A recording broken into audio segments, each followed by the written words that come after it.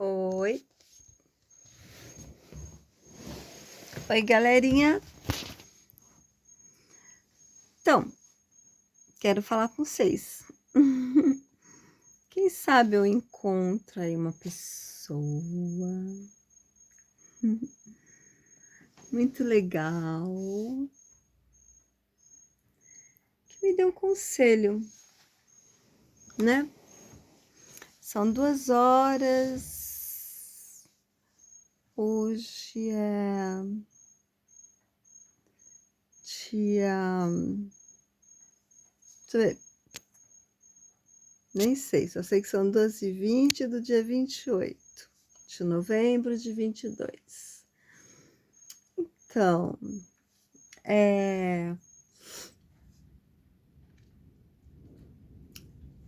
hoje eu queria falar, eu já falei sobre transtorno do pânico, né? Mas eu quero falar de uma outra faceta minha. Eu tenho mil e uma facetas. De uns tempos para cá, eu tenho entrado assim num processo de bipolaridade, sabe? Uma bipolaridade de gatilho rápido mesmo. Eu de manhã tô bem, depois de algumas horas eu fico mal, a minha energia cai, depois ela sobe um pouquinho mais. Eu percebo que quando eu tô fazendo algumas tarefas direcionadas à minha pessoa ou alguma coisa que eu goste, eu me sinto melhor. Eu consigo, os meus pensamentos, eles não ficam pairando sobre minha cabeça. Eles passam, vão embora. Eles passam, mas não ficam. Mas às vezes eu me encontro num silêncio, o silêncio meditativo, né? E eu queria falar para vocês que o silêncio meditativo, ele para mim não faz bem, sabe? O silêncio meditativo para mim ele é uma coisa muito chata. Porque o silêncio meditativo, ele me remete a um passado que eu ainda não consegui lidar com esse passado, né? E nesse passado tem uma pessoa muito especial, que é minha filha mais velha, né? E eu devo ter errado na criação dela, né? Assim, talvez eu seja uma pessoa narcisista e não saiba.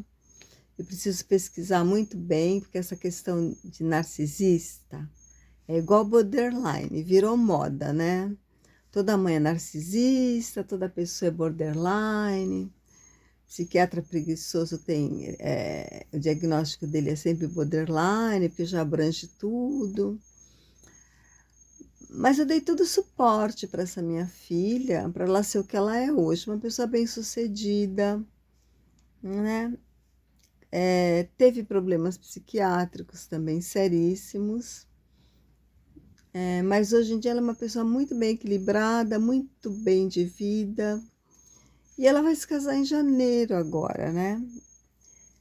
E eu fui convidada, desconvidada.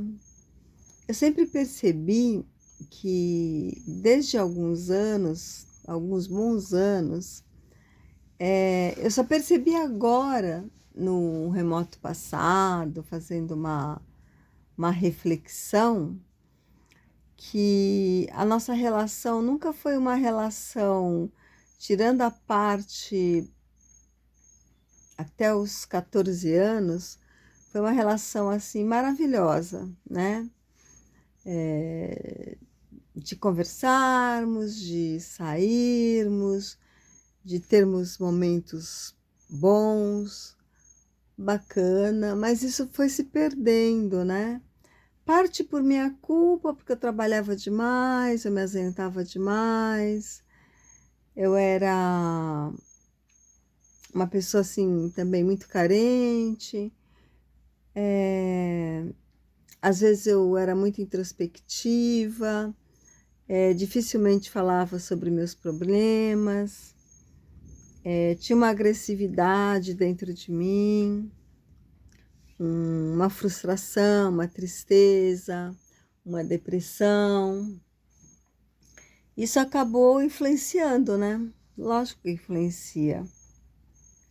Mas depois foi tentada uma mudança, né? À medida que eu melhorava, os momentos que eu melhorava, eu tentava uma reaproximação, uma reparação, né? Essa palavra reparação, muitos vão entender do que se trata. Eu tentava uma reparação, mas essa reparação nunca foi aceita, né? E eu me entristecia muito, porque eu via que ela me tratava, nas coisas simples ela demonstrava o desafeto dela por mim, o não perdão dela por mim, a não aceitação dela por mim.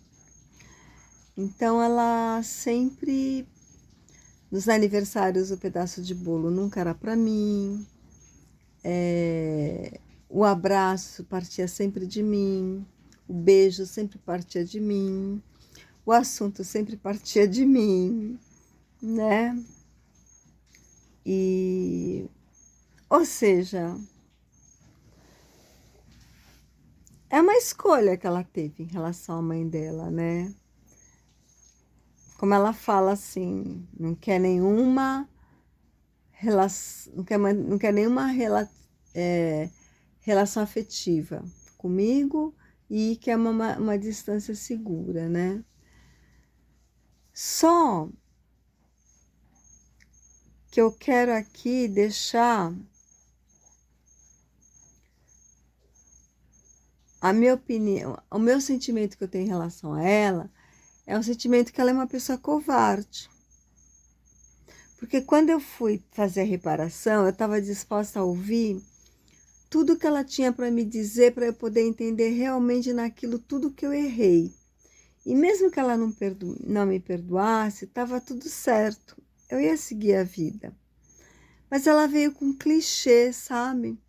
Aquele clichê, você não sabia o que você fazia, você fez o que você pôde. Isso é um clichê psicológico horrível, né? Horrível. Realmente, eu fui colocada em várias situações como mãe que eu não soube como lidar, porque eu não vim com manual de mãe escrito na minha testa. Mas era importante ela falar isso, que eu só fiz o que eu sabia, mas ela podia apontar o que eu deveria ter feito, né? Porque aí eu teria uma chance de me reparar com ela, né? Porque todos merecem uma chance de reparação, de perdão, né? Mas não foi o que aconteceu. O tiro saiu pela culatra, depois tivemos mais 2 conversas em que ela foi muito mais agressiva comigo, e eu sempre fui muito subalterna, né? Quando eu explodia com ela é porque eu me sentia mesmo profundamente ofendida, né? E não merecedora daquele grau de explosão, né? Que ela tinha comigo. Mas tá tudo certo e tudo errado ao mesmo tempo. Porque agora ela se casa em janeiro, né? Então, não sei como é que vai ficar a situação. Dizem para eu não ir, porque tudo que ela poderia fazer com que meu coraçãozinho aqui sangrasse dentro do peito como mãe, ela já fez. Provavelmente eu vou ser renegada, humilhada, ignorada nessa festa e se entampou adoralmente mais, né? Por outro lado, sou covardona, tenho medo de não ir, depois me arrepender de não ter ido e não tê-la visto, né? No casamento, como mãe. Olha, eu queria falar para vocês uma coisa, eu não sei se vocês vão aceitar, vão me criticar, vão me entender ou não. Mas às vezes a relação de pai e filhos é uma bosta, né? Principalmente de mãe e filha, né? Principalmente quando você tem um pai omisso, né? E a mãe tem que fazer o papel de mãe e pai. Então ela acaba sendo a vilã, a bode expiatória, né? O pai só vem com o presente embrulhado, né? É isso que eu tinha para desabafar com vocês. Com vocês aí que está do outro lado da telinha. Que tenha também algum problema parecido com o meu, pior ou melhor, ou se identifique. O importante é que você me ouviu ou vai me ouvir em algum momento nessa vida. Obrigada. Tchau. Estou muito deprimida. A depressão, atualmente, ela está no lugar do transtorno do pânico.